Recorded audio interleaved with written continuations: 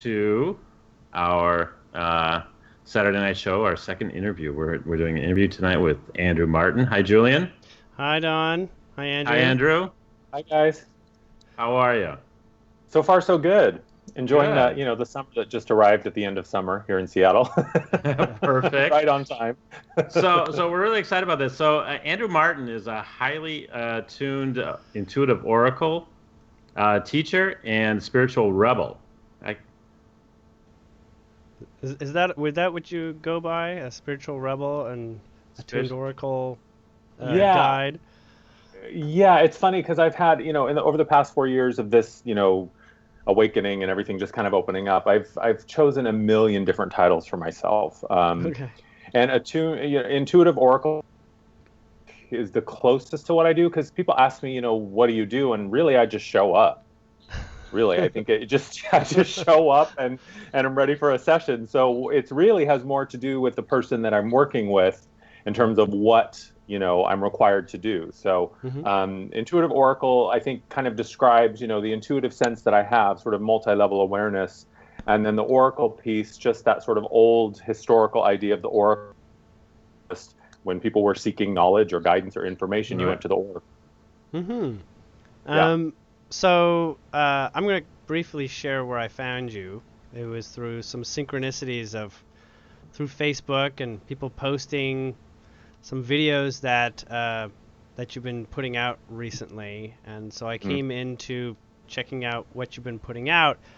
Uh, First was found the synchronicity of you and I both being in this general same Seattle area. I was thinking, well, I don't really know that many people in Seattle. Um, Mhm. and the other was that you were talking in a very similar, just matter of fact, this is where I come from, and this is what is very valuable to me in the way that, Yeah. you're sharing it. And you're sharing it very, and I want to say matter of fact, might have been the way that I shared myself matter of factly. You share yourself in a more obvious way than matter of fact. It's like very like I'm not just standing behind where I'm coming from. Like this is experience that I've been around. Like it gives people not this sense of authority that you come with, but this sort of sense of guiding experience. Right. And I knew that every word that you speak is in that level of authenticity of like what I don't censor myself because I don't need to. This is the 100% Andrew, and so that Yeah. authentic level, I think, is something worth people becoming familiar with themselves and with each other, and so I just loved you automatically. Like at that point, it was it was like this is perfect. I love this guy. We gotta talk with him. We got to ask him questions that a lot of people are asking me, but Right. like maybe another way of discussing it would help them, sort of like a bifocal view, another way of sharing it. um, and I don't have much experience talking. I still fumble over my own words, and you clearly have a lot more experience sharing and discussing. It almost feels like you have an English background or something. um, I have a background with just dealing with my brothers who tackled each other, There we and go. try to keep the balance Yeah. in the family. That Right. was it. Try not to get pummeled too hard. Yeah, that was my level of negotiation. Right. But there was uh, there was a couple things that I was hoping we could talk about today, but I want to leave Don a chance to maybe reflect on why Well, he let's picked the let's kind same color shirt that I did. did we? You guys are matching. Yeah, Oh, geez, that figures. We've done that before. I Yes, and know. that led to a discussion. No, well, actually, so my guess is that your ease, um, Andrew, with what you're doing and when you're making your videos comes from your whole life journey. Um, Yeah. and one thing I'm always interested in talking to people about is that step when you've stepped into this waking up mode, and you all of a sudden you realize that something's different than what it was the day before, when you would probably look at yourself and say, yeah, I wasn't as aware. I was kind of asleep in that situation. Do you can you talk to us a little bit about your experience with that started you on this path? Yeah, I mean, it's it was one of those things that I've always been the one that didn't really fit in, and I think I spent a lot of time up until about the age of, oh gosh, I would say 40, really, trying desperately to fit in and trying desperately to sort of soothe people's unease that just sort of generally seemed to occur around me, because at the time I didn't realize that coming in as a frequency holder, a part of my job really is just my mere presence kind of vibrationally and energetically sort of shakes things up and rattles some cages. And I never really knew, I had no context. In 1995, I had my initial sort of transcendent experience when I just randomly decided to meditate one day. I'd never meditated before, and had this brief moment of complete and total loss of self in the terms of being connected to everything. There was a brief moment where I felt connected and was connected to everything at once, and it was the planets and the solar system and the people and the plants and the animals, and it was just this complete and total merging with everything, was the one. And then that was a, sort of a mind-altering kind of freaky experience, but that was really, it was just a brief second, and then I kind of went about my life. And then in 2005, I had a clairaudient experience. I was at the end of my time in New York City, and I was just really, really miserable and was really lost. And just had a moment of total surrender. And I just, I said, I need help. I don't know what to do. I lost my apartment. I was like tens of thousands of dollars in debt. I had no idea what I was going to do with my life. I was miserable. Mm-hmm. And I heard this voice say, you do realize it doesn't have to be this difficult. You can move back to Seattle if you want to. And it was not just a thought, it was a voice. Like I very clearly heard, and it was like, okay, did someone leave the TV on? Is someone outside? Is one of my roommates home? What's going on? And 2 weeks later, I was back in Seattle, was living with a friend and started on my journey, and I wasn't quite ready to really commit to it. So then in 2012, I found myself back living in Los Angeles, and I was in the exact same situation. I was miserable. I was, suffocating under this life that I didn't even want anymore. I didn't know what I wanted to do. I mean, I was just lost and I was stuck. Mm-hmm. So I decided to paint my apartment. And so I was in the bathroom, painting the bathroom, and I heard the same exact voice said, you do realize as soon as you finish painting this bathroom, it's going to be time to leave, don't you? So that was it. And I said, okay. And I was stunned. You can sort of explain it away the first time it happens, but when it's the exact same voice and you can very clearly hear and feel that it's the same energy, I said, okay. I said, I don't know who you are. I don't know what you want from me, but clearly what I'm doing isn't working. Clearly you have access to a plan that I don't have access to right now, at least not consciously. Mm-hmm. And I got to say yes, because what I'm doing isn't making me happy and I have no idea what to do at this point. So same thing, quit my job the next day with zero plan, and I think probably about $20 in the bank. 3 weeks, and I said, if you get me back to Seattle, get me a job in an apartment, as long as I'm happy, self-employed, and helping people. That's all I knew at the time. I said, I'll do whatever you want. 3 weeks later, I was back in Seattle, had a job in an apartment, and the rest began to unfold from there. Wow. Wow. And are you in the same place as that very day, or am I there now? Or do you still move around Seattle?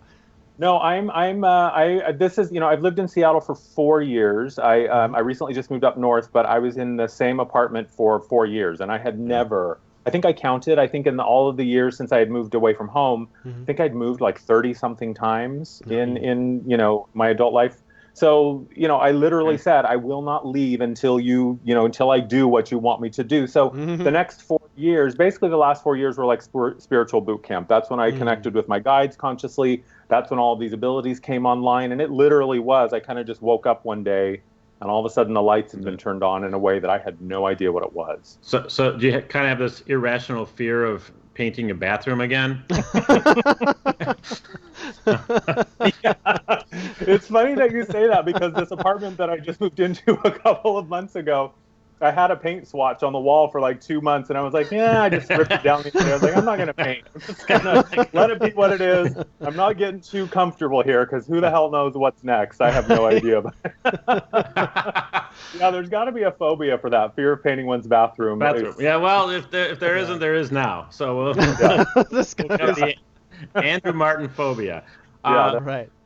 So the voice now that you since 2012 and you've been working, really giving your time and effort into this, and you said you've connected with your guides.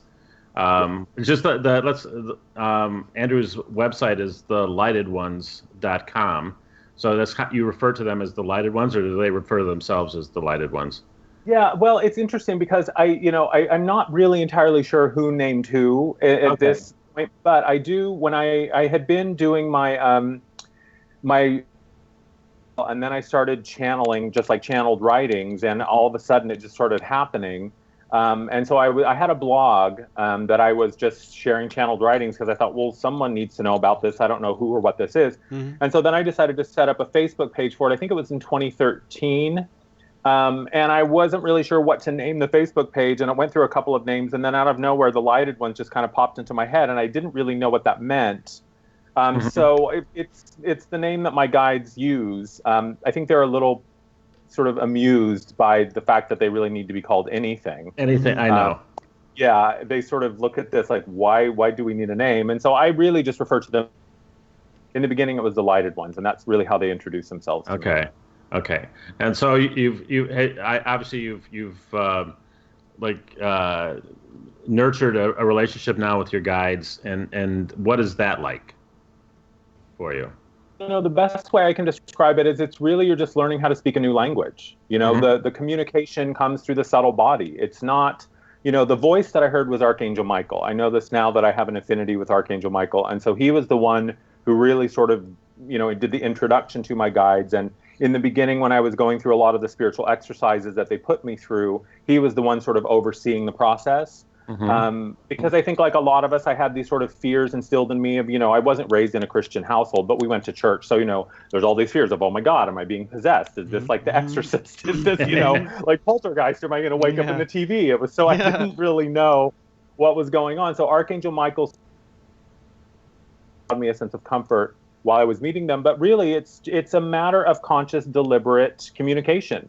In the beginning, it was I would sit down and they would say, okay, now go here and do this, and now go here and do this. So, and in the beginning, it was a written thing because I'm just adept at typing. I took piano for years, so I have good hand-eye coordination. So typing was an easy way for me to receive the messages from them. Mm-hmm. And then from there, I had a brief period where I was channeling, and they were, and they would sort of, I would receive the information directly from them, and they would sort of use my physical vessel. And now it's really gotten to the point where it's more like a live stream, or before I do a video, I just sort of take a second and I tune in, and it's the best analogy I can give is it's kind of just like leaning back into a waterfall, and I just let the information kind of flow through me. Okay. I just sort of feel it more than anything else. And that effortlessness is even more effortless than the other times, like than automatic writing or channeling. Yeah, when I first, it was like I type really, really quickly, but I remember very clearly the first message I typed from them. It was like I had giant oven mitt hands. Like I was typing really slowly, keys, and when I went back to read it, I remembered very little of it. It just sort of streamed through me. And even now to this day, if I don't watch a video, oftentimes I don't recall a lot of the information until I go back and listen to it again. Okay. Yeah. So for you, your own personal process of you said essentially surrendering to allowing them, Archangel Michael and your other guides to point you in the direction and what to do. Is that how you would describe it, as a surrender? And was that easy for you to do, or was that really challenging? That was one of the biggest challenges I've ever faced in my life, honestly. I raise my hand and say, my name is Andrew Martin. I'm a recovering control freak. I really, for astrology people, I have I don't know how many aspects in Virgo. I have a lot of earth sign in my chart. Mm-hmm. And I like to do things the way I like to do them. And I've always been very successful in getting what I want. I find that in my life, I very seldom was told no. And if I was, I just went and did what I wanted anyway. So it was very difficult for me to trust. That was the big thing, because what I realized, and it's interesting because in our society, the word surrender has such a negative connotation. We automatically assume, well, it's like a war or a battle and you lost because you surrendered. Right. But for me, it's about trust. And when you realize that you are, it's like an iceberg and you're the part that's visible above the water, but the rest of you is this giant, massive, hidden, invisible, unseen part of you. And it's really, to me, surrender is saying, I trust that what I'm saying yes to, I already agreed to on some level. And the superconscious state, my higher self and my non-physical self already knows exactly what I came here to do. And I'm, this part, I'm the smaller container of Andrew in the physical body. But to me, surrender was saying, you know what, I got to trust that I know what I'm doing. And if I don't know what I'm doing, that I'll be shown what to do when I get there. Yeah, I've felt that way with sessions in particular. In fact, without sort of surrendering to like having no idea what's about to take place, or that, consciously I would have any way of helping the person besides the idea that I've been doing it for so long. And that it's always worked out and it's always been fantastic. Like, on some levels, it's like I say, where do I come up with this? Like, how did that come through? Like, I didn't know this. Like, I didn't know these things and all this. And, more or less, some guides, when I work with other people's guides, they're more obvious. And other times, they're just, hey, you've talked about this before, just get into what you said about that, and share some background on things that I may know. But a good deal of the time, it's like I'm learning as much from the sessions as the individual. In some cases, I almost think I'm learning more, right? Totally. Because I have a better sense than my ability to communicate to them what I'm actually getting, right? Like I know it more. Well, but you're a pretty good communicator, though, Julian. So I gotta keep practicing. I'm gonna admit, practice has gotten me somewhere with it. Sure. Yeah.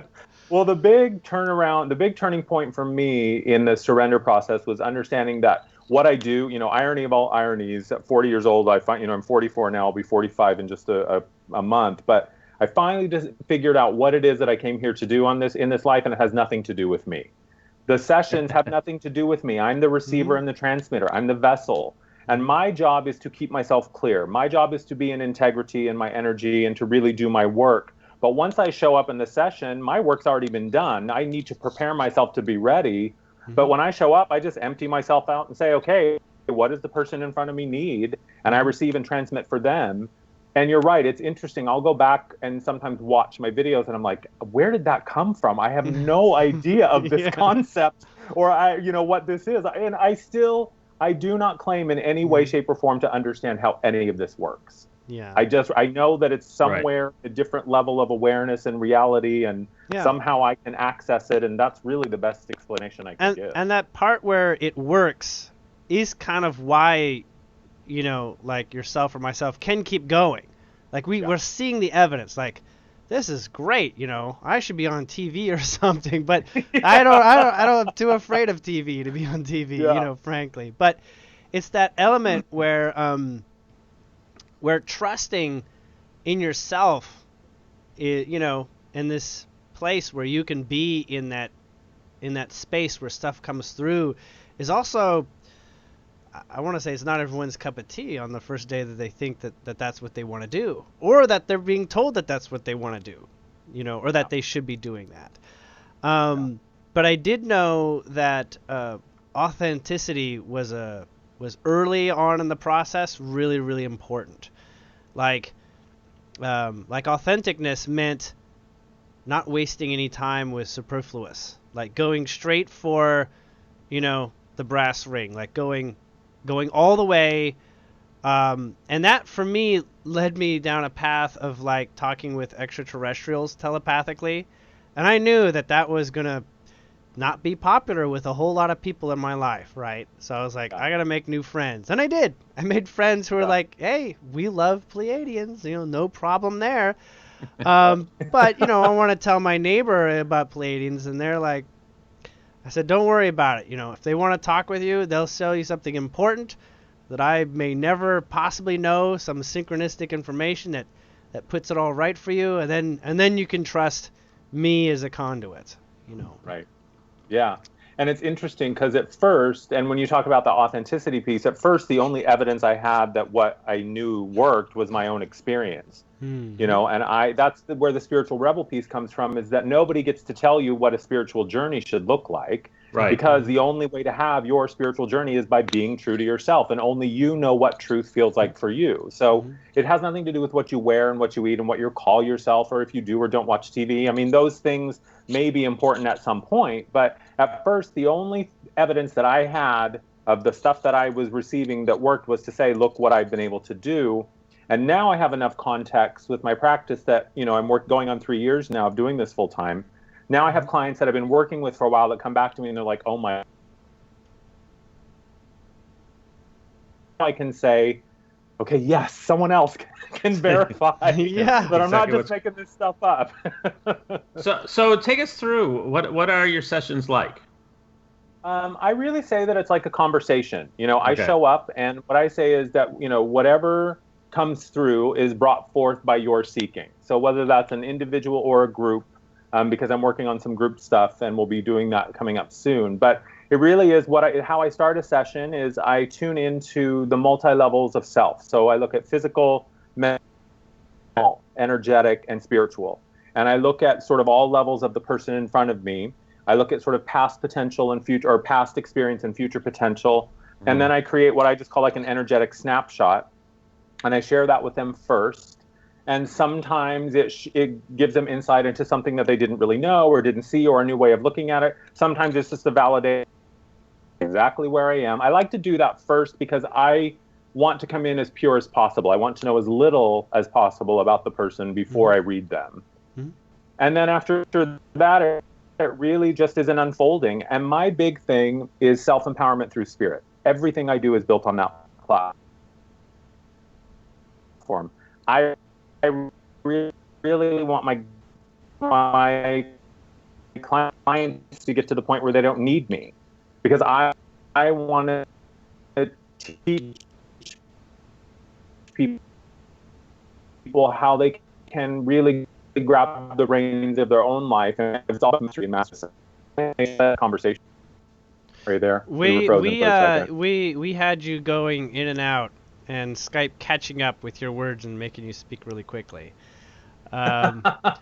So Let me know. yeah, I'll try letting you know when it's getting a bit choppy. But generally speaking, it's something that I think a lot of people maybe go into sessions having no idea, what they're getting into, or what are they asking. And I find the same thing where people are like, well, what's the recipe here, Yeah, there we go. like what do we do? Do I talk? Do you talk? How does it go? And I say, well, it's a lot more of a conversation that follows through, just being clear on what the intentions are in the conversation. Like, there's certain objectives you have. Let's talk about your objectives.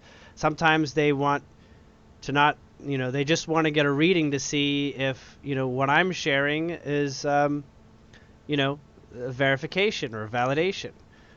Because sometimes they know how to communicate with their guides, and they do, right. And they've already done sessions with other people, and they just want like a second opinion. And so, I get fine with that if that's the case, which for me, it doesn't matter who they've spoken with. The present moment is what's going to yield what's going to be valuable at this point in context in their life, at least going forward at this stage. Yeah. And I like how you basically establish that you don't want to know anything, because, and you might be able to explain this better, why knowing nothing is the great place to start. Yeah. Yeah, well, because then it's easier for me to trust what comes through, because, a lot of times I receive, when I'm doing tuning in sort of clairvoyantly and looking at perhaps future potential, the images that I might see, I don't want to be influenced by that. And, when I can understand that what I see doesn't have to make sense to me, right? I just share it with the person in front of me and say, I'm seeing this. I don't know what this means, but this is what I keep seeing. What do you think? And they say, oh yeah, that could be this. So I think, and it's a mutual trust thing. Like, if I keep coming back to something and someone says, no, I don't know, then my, prompt is usually, we'll dig deeper. What does this represent to you? What do you think this means? Or what does this make you feel when we're talking about this? Because for them as well, it's about listening to the subtle body. It's not always going to be in big, bold font, this is what you're going to do. Spirit doesn't really work that way because free will is involved, and you've got to decide what you want to do. I think that's a really, that might help segue into the question that I wanted to, or where I was hoping we can go next, which was your conversations on, is this sustainable? And you put out a 3-part video going through sort of different stages of the conversation. You didn't release them on the same day, so I know people were like, this is something big, you know? They see the first episode, like, it's only like 6 minutes long or something like that, and like, he's asking some really heavy questions, you know? But I can sense how, you know, how important this is, because you call it part 1, like, you know, it's not over with, like, okay, he really wants me to think about this before we talk about this again. You know, and now they're all 3 are out, so if anybody hasn't seen them, you know, maybe take your time and you know, give yourself that space to, you know, follow through, or maybe even watch it more than once. And then, you know, the second part was also very valuable at identifying, you know, a little bit of refinement on, you know, okay, so, you know, you are ready for another kind of commitment. What does that even mean? You know, and then in the third part, you sort of help people get the bigger picture of why you even presented it in 3 parts, and, you know, and how it all sort of plays out and what sustainable is. For me, I've used the word grounding, and you didn't use the word grounding once at all, but it is the same thing. Like, grounding is sort of like, you know, can you walk a path of equilibrium here, you know? Yeah. But do you want to share briefly on that subject? Yeah, well, I think, you know, I think one of the big myths about the spiritual journey is that, you know, it promises unicorns and puppies and, you know, whipped cream and no way. And that's... No. If it doesn't, I don't know what line I'm in. I'm supposed to be in another line, I think. No.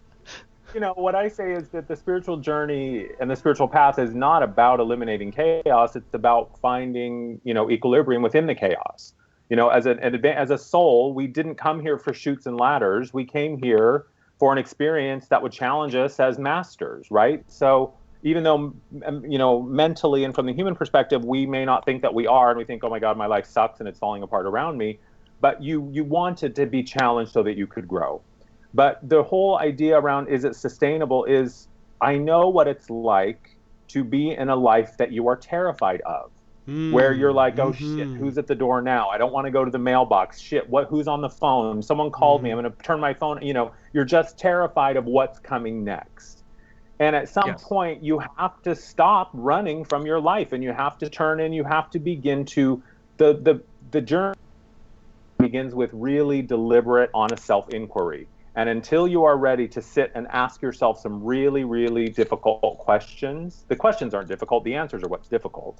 Right? But until you're willing to say, man, can I really, is it sustainable? Can I, you know, and the whole idea was think of an area in your life that's difficult or challenging, or that perhaps you feel like you're, you know, out of control or in chaos, in crisis.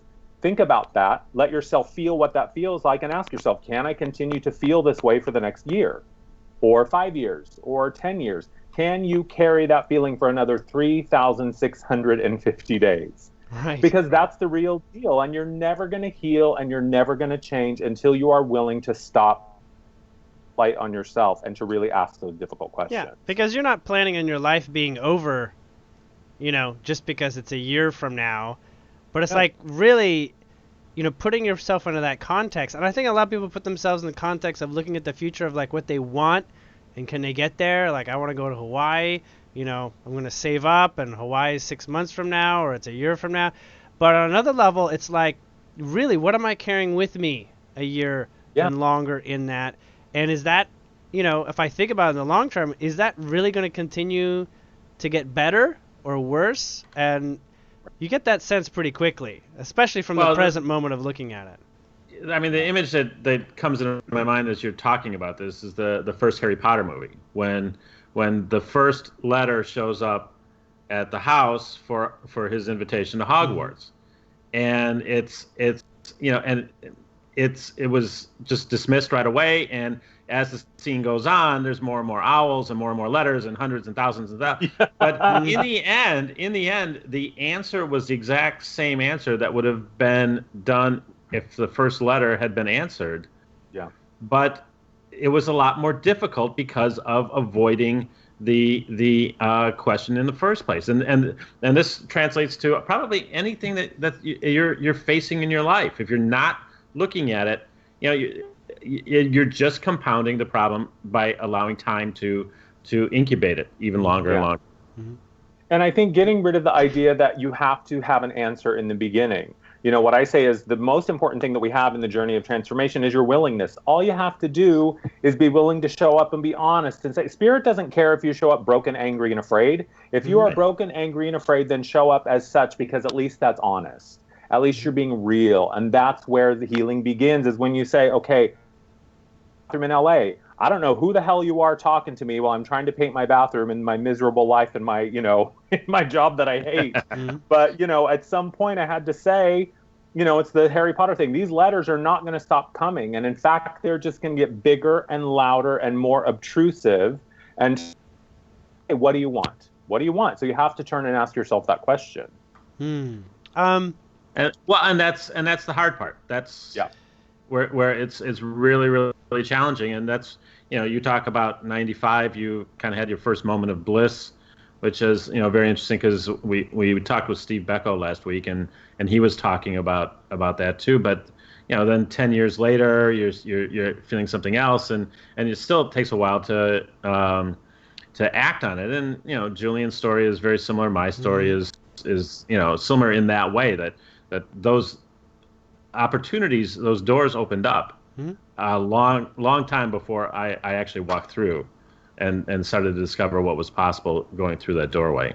I like Andrew's message that I see over and over again in his videos, is it's like, you're the one you're waiting for. You want the change to occur, like you're the person that's stepping into the role, like you're kind of, identify with this sort of creator aspect that you are, because until you do, you're sort of like on someone else's ship. You're kind of on somebody else's momentum, which is never as sustainable as what you decide for yourself, right? Yeah. It's almost like, and I've said this before, whatever you really passionately want to do, that's supposed to be, if you have the courage to actually be the most sustainable thing you could do.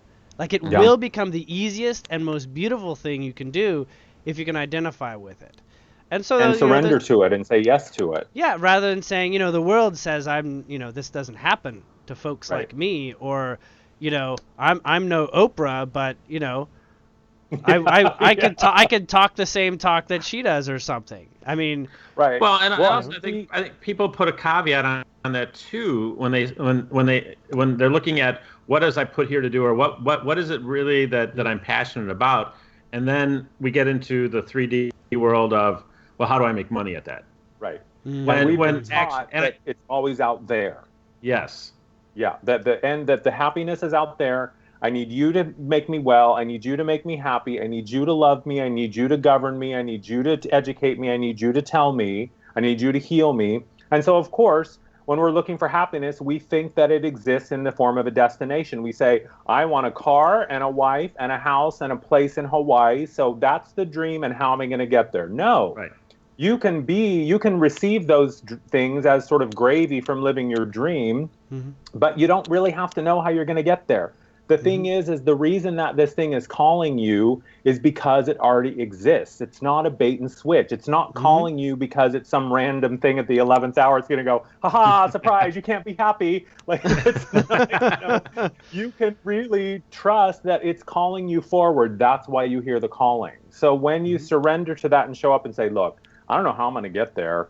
All I know is that what I'm doing is not sustainable. So I got to start to move in the direction of something else. So show me how to get there. Yeah. Can you talk a little bit what you did, like what you talked about in your last video?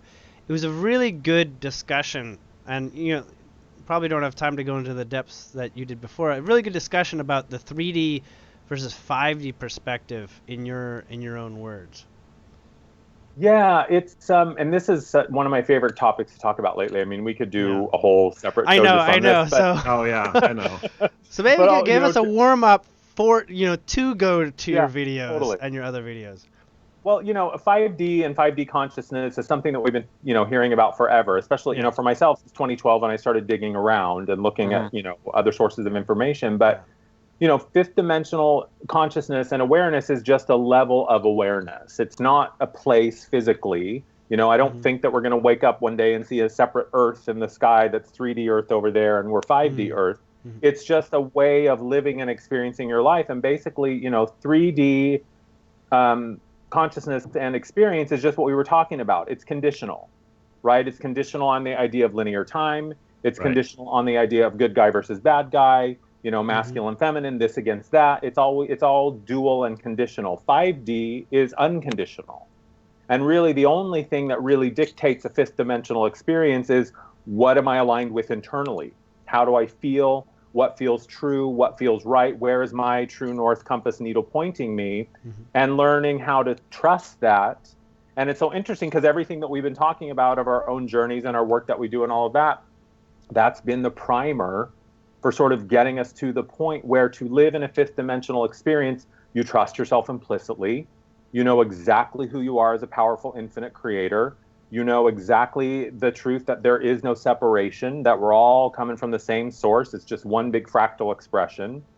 And that we really only ever have to be concerned about, what am I carrying internally when it comes to my vibrations and my emotions? Because the truth of a human experience is we always create from emotion. Always.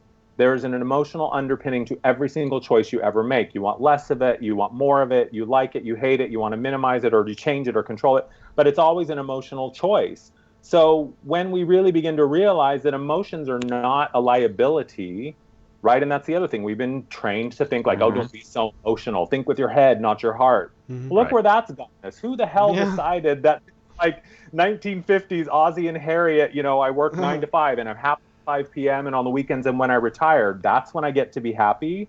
Right. No, it's like, who sold me this idea of paradise? And I don't think really, if we're honest, any of us ever wanted that idea, right? We just sort of been trying to sustain it for the past 70 years. But I think that, 5D really in a nutshell is all about an internal awareness to create an external experience.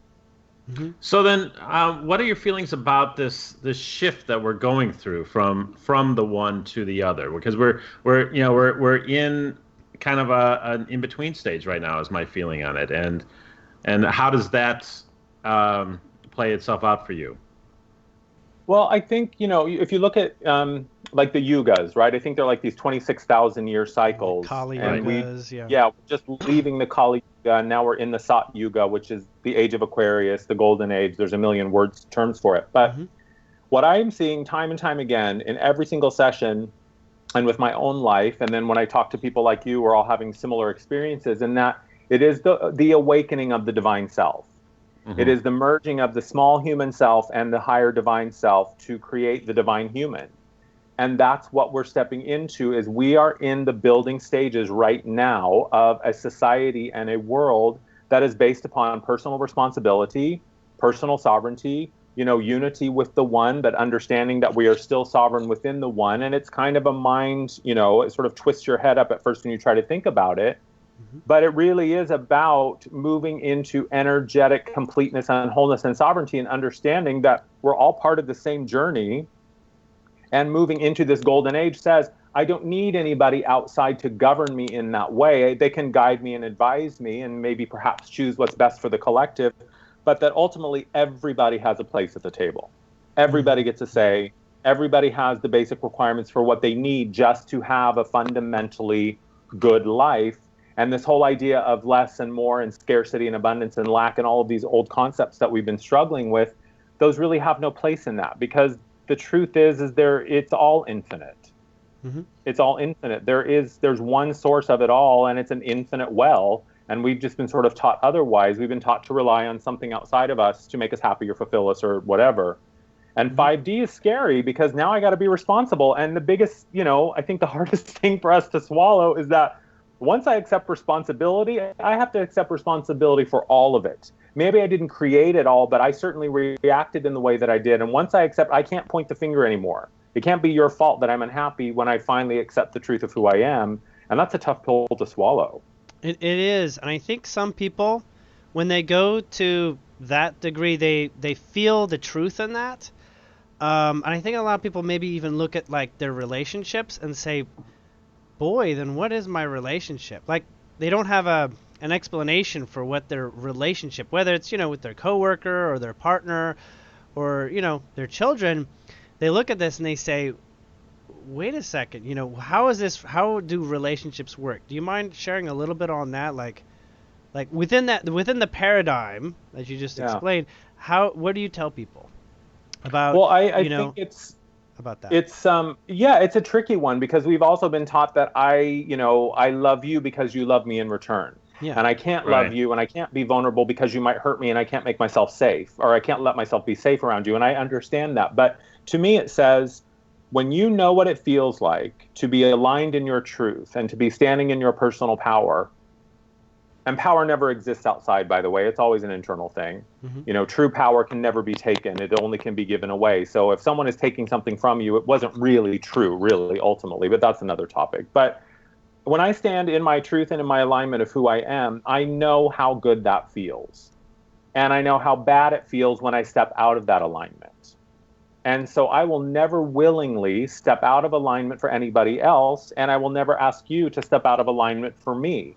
So I'm not going to make you responsible for my happiness. I'm not going to make you responsible for my bad day, or, I'm grumpy and force of love, and now it's your fault that I feel so bad. So it really is two people who come together and say, my most important relationship, it goes source, me, and then everybody else. Until your relationship with yourself is the most important relationship you have, you're never going to heal and you're never going to change. And that's not to say that certain people won't be as important, right? If my friend is sick and he needs a car ride to the hospital, yeah, I'll be there in a second. Well, not me, because I don't drive, but someone will be there to pick you up. But, this idea that I can't pour from an empty cup. So everything in my life is best served by me being happy, healthy, rested, well, emotionally safe, feeling grounded and centered in my body, doing all of my work. And anybody who really understands that will never ask me to willingly make myself unhappy to make them feel better. I fully agree with that. And I feel like you answered it in probably a lot fewer words than I've ever had to use to do the same thing. But you brought up something that might be a synchronicity. I'm not sure. You mentioned that you don't drive. And what you don't know about Don and I is that we don't actually drive much either for some reason. Yeah, I don't. Well, I don't. Yes, I don't drive at all. Oh my God, you're my tribe. You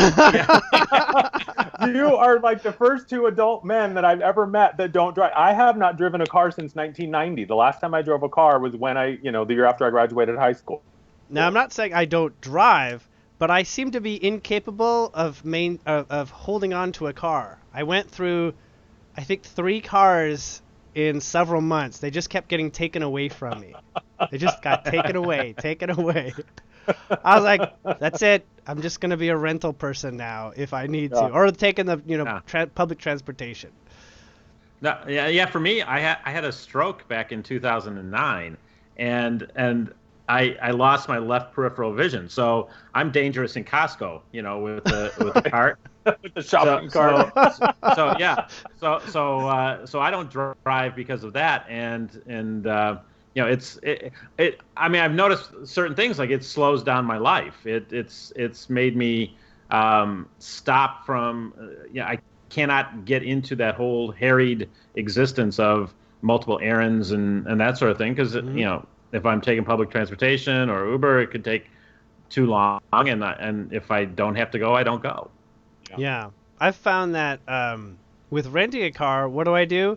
I get into hurrying. I'm like, I've got a car. Let's see what I can do. Now that I've got a car for a time, I'm like, and then it's like, what I really want is to have a car but never have to use it.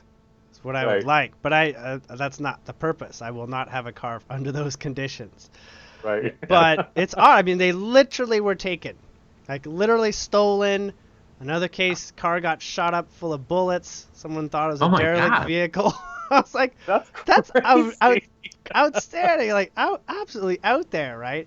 Another car in perfect condition, boom, just overheats too quickly for me to repair it or anything like that. It's like it's gone. It took only like 15 minutes, and then I lost my. Really, and I started to try to figure out what the hell's going on here, this sort of thing. And it was there's a lot of vibrations around owning a vehicle, I think you get sort of Yes. tied into sort of. I think a lot of people may sort of identify with their vehicle too, and there's a lot of finances associated with a vehicle usually, and I think people can maybe get grounded in the churn over maintaining a car, and some people even love that journey more than they love the journey of supporting their family. So I would say there's a lot of interesting things that go on when you have a car, and I think all three of us seem to be in a position that's not our story somehow. Well, the interesting thing is, so working with Julian, Andrew, you don't know about this about me, but I discovered that there's this council that I've been working with since obviously before I came into this lifetime, but they've made that with me clear that they want me to concentrate on being able to drive again. So I'm taking that as they've also got a plan to get me out of Miami because I am not driving in Miami. So yeah, I haven't driven since high school, and I haven't had a driver's license, and I don't know how long. I mean, I have an ID card, but I'm not licensed to drive. And I've never really wanted to. I mean, I do now that I'm living up north, and I'm it takes me, if I'm going back downtown to Seattle or Capitol Hill where I used to live, it's an hour and a half, sometimes 2 hours on the bus, which is maddening in its own right. Especially, that's when my inner control freak just likes to rage, when I'm, reliant upon public transport and people getting off and on and stops and starts and delays. It makes me crazy. But yeah, I mean, I just, it's another level of just surrendering into it and saying, well, you know what, I'm going to get there when I get there. And but that's really interesting. I have never met two other individuals who don't drive. And in part, it also led to me getting the ability to telecommute my job. So actually, my day job is telecommuted, and so I don't even take the bus anymore. Right? It's all because at first it was really trepidatious on the idea of getting into the office every day, because I needed a car to get into the office. It was kind of like, no, you really don't need to get into the office. We're going to make sure you don't get into the office because that's not where your final joy resides, Yeah. So I was like, oh, okay. Well, then I got to add this too from the chat room, but Bob Wright, who I'm going to put out there because we haven't advertised it yet, but Bob is our guest. We got him in for 2 weeks from tonight as our interview, but he doesn't drive either. So. Oh, no. Wow. I used to do a radio web show with him for about a little over a year running a couple years ago. He's a fantastic, I would say fellow, but I would say more like someone would consider him a friend. Every time you hear him, like he'll be like your friend. Like, how else do I want to say this? I want to say like you're immediately comforted by his presence. Like you want to be his friend. Like this is great. And honestly, I feel that way about you, Andrew. You're not just likable, you're very approachable, you're very authentic. You basically, say it from where you stand. And I think that level of authenticity is hopefully becoming less and less rare in our world, Yeah, I think that's important too, because I think it's really, it's kind of the idea of it's sustainable. Like it's your life. You are the only one who can do things in the way that you do them. And, it's funny because when I talk to people about my work and, the work that other people on the spiritual path do, none of the messages that we're sharing are really new. Like these are tens of thousands of hundreds of thousands of years old. It's not new information. We're basically talking about the same 7 things, or whatever. Sure. But it's the filter, and it's the, it's the delivery system, and it's the bedside manner, and it's the personality that's what speaks to people. And my guides have really been saying a lot lately is, the holy man doesn't live on top of the mountain anymore. We don't have to go through this arduous trek to access this information now. And our job in this lifetime is to make it real on the practical, accessible level. And how do we do that? But by just letting ourselves, I say just let your freak flag fly and just, I promise you that there are people out there that will appreciate that. Because that's what people resonate with, right? The people that come to you may not like my style and vice versa.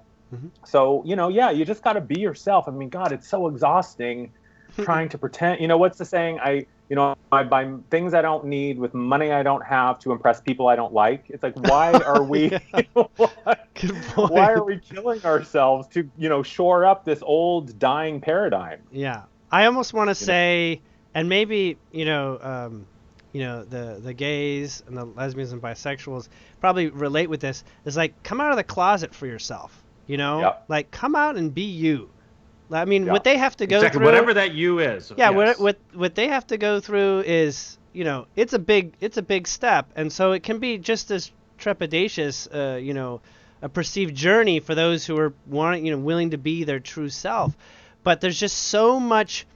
I don't want to say it's a backbone, but your back will strengthen. Like, you'll be able to walk into impossible situations with a whole nother level of clarity, being yourself, and you'll know exactly where you start and where you end, and where others maybe pick up the slack. You'll be like, I admit, this is not my beef. It once was. I once thought, everybody had to deal with this, like driving a car.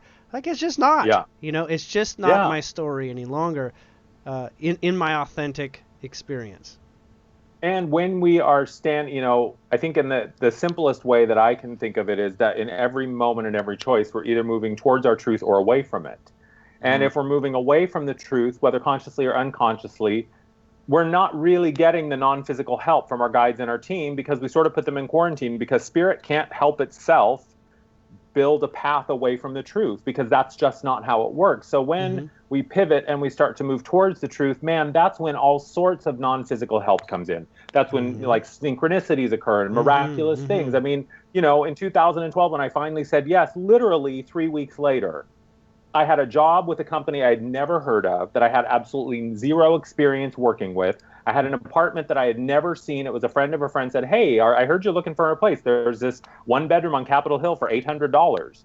It's amazing how things just show up, because you're allowing yourself to say, yes, I'm moving towards the truth, and I don't know how I'm going to get there, but I rely on the non-physical help, and it comes. So yeah, just give yourself a break. Yeah, and Just just say yes. and just so people know, getting an $800 apartment on Capitol Hill is practically impossible. Impossible. It's And impossible. It was on East Capitol Hill, up on 15th Avenue. Goodness. And like On so it's 15th like Avenue. the nice part. Yeah. And that's what, people will say, that's impossible. You can't do that. And I'm like, no, I can't. But when I surrender and say, hey, team, I need your help. Come on, light crew, help me out here. That's when it starts to happen. Right. Yeah. Yeah.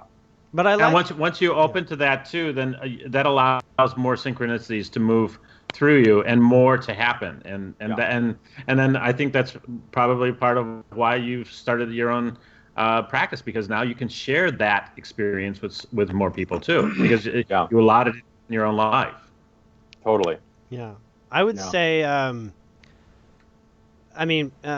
people like the three of us, I'm not putting us on a pedestal or anything, but we're just people who choose to speak publicly. I know a lot of people are very awake, have these conversations like we do, but they don't necessarily choose to have like a practice out of it. They don't, they have their own, they do, live their life their own way. And what I'm trying to say is that there are many people that it doesn't mean that, you need to go have a conversation in public. Like, being authentic to yourself doesn't mean that, you have to step up and, shout at the top of your lungs, how things should be relative to the way that you want to experience it. But talking to yourself is often really all that there is to do. Like, being authentic is sometimes just talking to yourself, like, this is really, I would prefer things to be this way. I can sense that this is a more guided path for me. Like, if you look at your past, you can almost sort of like see, I've been getting a lot of hints that I was supposed to do this. Like, for instance, I really didn't want to get on the radio. Just, it got to a point where I was talking with people who were on a radio show after the show, and I was giving them, my 2 cents or my guidance or channeling type of thing or whatever. And they're like, you've got to have your own show. Like, we need to hear from you regularly. Especially after I called in on the show and it turned into just talking with me the whole time. And they're like, you're fantastic. Like, you don't know, you got a low opinion of yourself if you don't think you can do this. And I was like, like, don't put me in the spotlight. Like, I had to go through a lot of that, only to find that, like, my whole life I've been put in a spotlight. Like, in school, for instance, I kept becoming like the guy everyone knew was like popular for doing something, or stood up in front of the whole auditorium and talked. And I would never like consciously arrange for that. It's almost like I got sabotaged into being forced into those situations and then becoming, in the public eye. And Right. and I knew that I would never deliberately try to do that. And but life would put me in those positions. Life would just shove me out there and say, Julian, just do your thing, be yourself. And so most of my fear came as a result of was this idea that I didn't know how to live being who I was, right? Yeah. Until eventually, my marriage basically crumbled. It was ironic because I had an opportunity to go to Shasta for the summer solstice at the very same time as my marriage is crumbling. My ex-wife, her brother is getting married at the same time. So I either went and followed my heart and went to Shasta, and that was, the end of the marriage, or I would go and support marriage as a, philosophy and, work on my marriage and show up and, not make it look like we've been fighting for so long or something. Yeah. But I went to Shasta. I met some great people. I had no idea, what does it mean to move out? And, ex-wife, she says, I wish we would have done this earlier. And I was like, sure, that sounds nice. I mean, we've been fighting for a long time. We've been disagreeing for a long time. But it wasn't that. It was more like she didn't bring it up because she was afraid of this weird person I was becoming. And like, would I care about my children anymore? Was I just going to leave and move back to Canada or something, Yeah. She was afraid of my complete unpredictableness. And then when I was authentic, I said, what are you talking about? I'm not going anywhere. I love my children. I still want to see them as much as I can. You're like, what? Like, where? How am I that freaky? And so it's almost like, some people need to hear more of who we are authentically. They could be afraid of us, sure. And you might think they're going to be afraid. But the more that you are, prove that you're not crazy, or that you're a sustainable version of crazy, excuse me. Right. People can get a sense of how they can relate to you and how they can ground in you specifically. Like give people a chance to accept who you really want to be. Yeah, well, and a spiritual life doesn't mean that you have to put on a turban and the crystal ball and start doing that. It's that that is what has guided me forward, and that's what I've ended up doing. But a spiritual path is just feeling in integrity. It's being able to look at yourself in the mirror at the end of the day and say, you know what? I like who I am, and I like what I did today. And yeah, I might have fallen down and messed up and have some things to apologize for, but I was the best version of myself and the most honest version that showed up. And when you bring that with you, it doesn't matter if you're, a CEO, if you work at the coffee shop, if you're working part-time and going to school, it doesn't matter. It's not about what you do. It's about how you feel about what you're doing. Okay, so we were kind of talking about this before the show, but Andrew and I both kind of read the same message on Facebook, and maybe this might be a good time to talk about this a little bit, because there's some things that he says in here that I think are true, and that there are some things that I don't know if I would agree with the wording, but Benigno Massaro, is that how he pronounces his name? Yeah, I think Massaro. So. Okay. Wrote this thing on Facebook today, and I'll just read it to you. It's not that long. What the spiritual community on this planet lacks is true ambition. The ego effect is often the result of living too small, not too big. When we let ourselves become invested with insecurity and lack beliefs and accept a mediocre personal existence, we become unknowingly devious, backstabbing, clueless, and petty-minded. When not allowed to live a free and ambitious life, the powerful human mind will automatically turn its excess power to focusing on a lesser life, where greed and fear take hold of the dreamer. The same applies to most spiritual teachers out there today. They fear ambition because it has become widely misunderstood to mean ego, when in fact the opposite is true more often than not. When the spiritually awake people of this world do nothing of substance, what will become of this world? Who will rule the people? And then he goes on to say, I encourage all truly awake and aligned and pure-hearted people out there to step it up and get in touch with their biggest, most powerful possible version of themselves, and then pour that wholeheartedly into fearless service to all. Only Only we can manifest heaven on earth, and we owe it to ourselves and each other. Yeah. So, do you agree with that? That the spiritual community lacks ambition? Is that what? I don't know if I agree with it as a blanket statement, Right. as a general, yes, this is true. But I think there are these very old misconceptions that somehow playing humble or being on a spiritual path means that I can't want material things, right? That I can't find pleasure in the human experience of, having nice things or being sexual or enjoying foods or whatever, that I must restrain myself and sit in a cave and just eat one grain of rice every day. This whole idea that, we can't have a big life and we can't be hungry for more and be ambitious. I don't think that that's a non-spiritual thing. And it's funny because we were talking about this before the show, and I've just recently come out of this very experience myself, and that, my guides told me a couple of months ago, they said, Andrew, you really need to build your platform bigger because you are getting ready to really step it up in terms of how many people see you and know you, and your work is reaching a much larger audience. And I struggled with this for months because I was very uncomfortable. It was the whole coming out thing again, like coming out as a gay man and then coming out as the guy that talks to angels in the 6-dimensional collective called the Lighted Ones. And now he does readings, and who the heck, I have to come out again. What's next? So, Again. So how many times does one damn person have to come out? But it was. So my guide's telling me, and I wanted to play small. I really wanted to keep this very quiet, low profile, albeit relative to what I was already doing. But I had found this very small version of my life. And my guides I kept getting these messages about, stepping up and being seen in a very big way. And I had a reading with a friend, and she said, why are you doing this?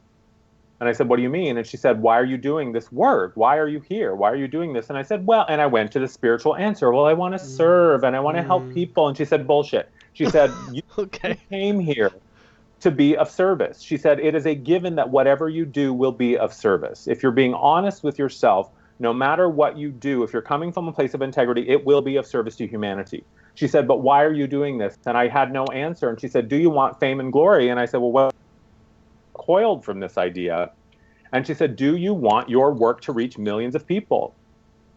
And I said, well, yeah, I do. But she said, no, it's one thing to want fame and glory for the sake of it. That's like the Kardashians. That's one of the problems of, this idea that fame and glory will make me happy and solve all my problems. Again, it's this externally focused solution. She said, but if part of your path is that your work in spirit and in service to humanity reaches millions of people, and the gravy of that is that millions of people know about you and you have a life that's public that we would call famous, she said, how is that not spiritual?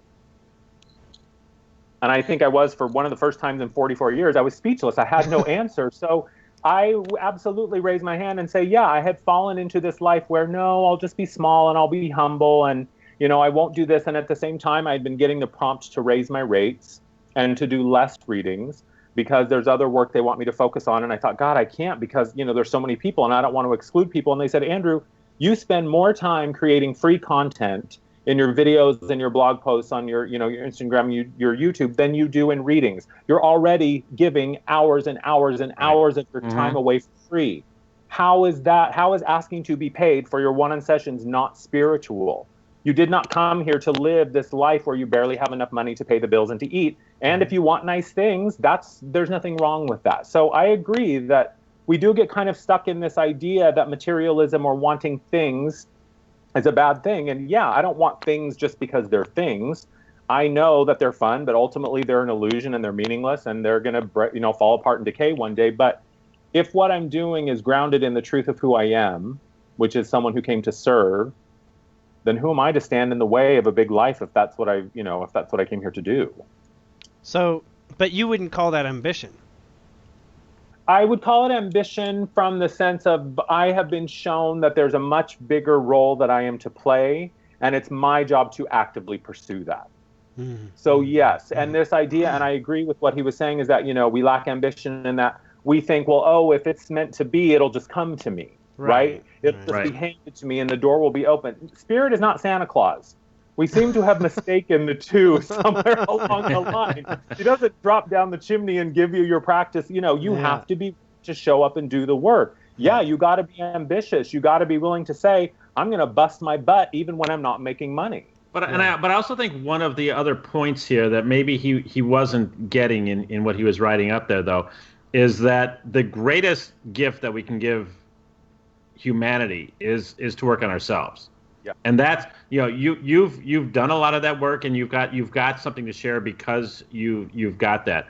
But my feeling on it too is, though, it doesn't have to be, getting on a show like this and doing this or starting a practice. I don't do a practice of anything. I practice being lazy when I'm not preparing for this. But I earn it, right? Practice. Yeah. Yeah. And but I've also done the personal work, and it's like, like you were saying, Andrew, how many times do I have to come out? And it's like you have to keep doing it. There's always going to be a new part of you that's looking to burst forward, and I think that's basically what he was talking about, as far as the lack in the ambition, because it's not necessarily always about the physical things, which are all good, and I get that too. That's a big part of the community, but it's also about that ambition about doing what's needs to be done here for us, individually, and then showing that to the world, because you can't just keep it hidden. Right. We have to be willing to move in the direction of our discomfort and say, look, I have a choice. I can stay small and ignore the things that are calling me forward, or I can come out of the closet again. And it's funny because I deal with this all the time with my clients, and they say, well, when am I going to get to the point where it's done? I'm like, never. There is no silver bullet. There's no finish line. There's no magic pill. The only reason we're here is Source seeks expansion through experience. It is a fractal expression that keeps recurring. It's sacred geometry. It's, fractal geometry is the basis of a lot of it. So it's infinite. It's going to keep going. And this life is just a chapter in a book. So I've got a whole other I've got plenty more chapters to live, but you're never going to get to the point where you can just sort of, unbutton the top button on your pants and just kind of sit back and not do anything it's a chapter in an encyclopedia, really. Yeah. But and there may not be a silver bullet, but I got this written down. I want to get a freak flag, though. I don't know what that is, but I want to get a freak flag. I'll send you a link. Great. Yeah. I had a channeled message from an angel once when someone asked that, when is this happening? And, like, we know, in the asking of the question, the client was like, I know timing can be, off or whatever, but when am I going to be done this? Like, when am I hitting, what am I looking for? What's that mark that I should be shooting for? And I said, don't. And it's never. You'll never get it done. And then the angel went for, and this was Gabriel. I was like, but we mean it in the most loving never that you could possibly consider it. So, it's the most remarkable, beautiful thing that it's never, And I was like, okay. Yeah, I love that. Yeah. Well, and that's part of the 5D experience too, right? Is understanding that, in this 3D world, we've been taught that there's a place where you will be happy, and it's always out there. It's at 5 p.m., it's on the weekends, it's at retirement, it's when you get the wife or the car or the husband or the job. And from a 5D experience, the rainbow and the sprinkles and the puppies and cupcakes. And from the 5D perspective, it says, why on earth would you ever want to stop? You're infinite. There is no limit to what is possible. So why on earth would you ever want to? Yeah, of course there's going to be days when you get to take a nap and Netflix, binge watch something. There's plenty of those days, but that in itself is part of the journey too. So just, it's never going to stop. Accept yourself where you are right now. I think Eckhart Tolle says that, in The Power of Now. Yes. Just appear to yourself and accept where you're standing, accept where you are, in all moments that you can become aware of that. Even when you're in a rock in a hard place and you don't appear to be the best part that you've seen yourself be before, still be the best that you can, even in negativity, if that's what it is, even if it is in desperation, still yearn to offer the best that you can be in a situation. No excuses to anyone else. You don't tell people I'm trying to do the best that I can. Only you can hold that truth within you. And even telling people that may be asking other people to say, no, I've seen you better. They don't know the answer to that. Only you know what the best that you can be is.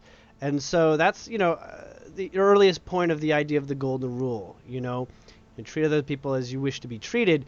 When you say wish, you don't expect it to happen immediately, but you will vibrate in such a way that it'll become more apparent to you over time. And I've trusted that, and it's, I can only say from experience that is true, and that takes place. Yeah, and you have to be willing to step over that threshold and claim it again and again and again and say, okay, there's a higher version, there's a better version, and it's here right now. Who I am in this moment deserves just as much love and compassion as the other parts of me. And this idea of, giving all versions of self a place at the table, the nastiest, ugliest, darkest version of myself that I don't want anyone to see, and the brightest, most sparkliest, most lovable version of myself that I want everyone to see, they all get a place at the table. And yet none of them command me, right? My birth is just as important as my death, my wellness as my sickness, my happiness as my anguish. They're all important because they all serve the growth and the evolution of who I am. Right. So I need it all. And those aren't eliminated in our 5D experience. No. They're just experienced in a different way. Yeah. And there's points, and we talked about grace with Steve Beckel last week. There's points where you step in and you say, wow, like the synchronicities are unyielding. Like, hitting 20 or so synchronicities in a day, maybe 2 in a day is a lot for someone. When you hit like 20, you're like, what kind of weird, strange, illusionary kind of world is this, that this is so possible that these synchronicities come together? And it just keeps going, right? Like the more you open your mind, the more you see, like, this is just one big Lego house. These bricks fit together perfectly. Yeah. Like amazing how well this works. And I think that grace, seeing it to varying degrees of realizing that, everything is one and it's all connected. You don't have to have that perspective, but sometimes once you've had at least one of those experiences, you have a lot more trust that it's actually going on in the background, right? I mean, everybody can have that day. Like, I had such clarity yesterday, but today I could look at yesterday and say, I was cuckoo. What was I thinking? Was I drinking too much or something? Like, what? Where did this come from? But then you're like, okay, maybe it was odd from my regular perspective. Like, yesterday's full of synchronicities. Like, what was going on? Like step into that. Begin to trust this. You have some days where you're on and some days you're off. Trust that the days you had that were on, we're not trying to throw you off the track. That sort of thing. I think people forget how many great experiences there is worth grounding in believing in yourself, and believing in the exceptional, that maybe you don't have a lot of practice in looking at that exceptional within you. But I love it how you say, show up as you are and, and take the reins. It's really your story, Totally. And that Paul Selig, his guides in the Book of Mastery, they talk about how, we all come here with lessons to learn. Earth is a school, and that's why we come here, is to learn. And we all have a lesson to learn, and you can learn to bake a cake in the gutter, or you can learn to bake a cake in the 5-star kitchen. It's really about what you choose to be the lens of your experience. And if I choose fear over and over and over, then fear becomes my teacher.